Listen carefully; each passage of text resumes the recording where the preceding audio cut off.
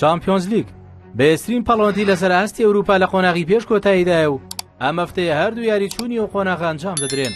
سێشەمە لە کاتژمێر 10 شەودا و لە یاریکی بەهێزدا یعنی ئارسناڵ ئینگلیزی لە یاریگای ئیماراتی تایبەت بەخۆی میوانداری پاریس سەن ژێرمانی فەڕەنسی دەکات.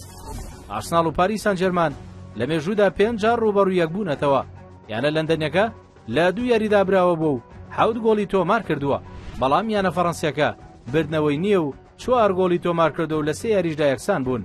ئارسناڵ لە ڕابردوودا 2 جار گەیشتووەتە قۆناغی پێش کۆتایی چامپیۆنز لیگ و 1 جاریان ئەو قۆناغی تێپەڕاندووە و 1 جاریش ماڵاوایی کردووە. ئەو یانەیە لە مێژووی قۆناغی پێش کۆتاییدا 4 یاری ئەنجامدا و 1 بردنە و یەکسانبوونێک و 2 شکستی هەبووە، 2 گۆڵی تۆمار کردووە و 4 گۆڵی لێکراوە.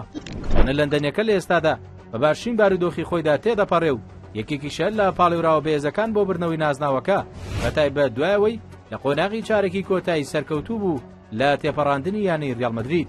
لە بەرامبەردا یانی پاریس سەن ژێرمان لە مێژوویدا 4 جار گەیشتووەتە قۆناغی پێش کۆتایی ئەم پاڵەوانێتیە و لە 7 یاریدا 1 بردنەوە و 6 شکستی هەبووە، 4 گۆڵی تۆمار کردووە و 9 گۆڵی لێکراوە.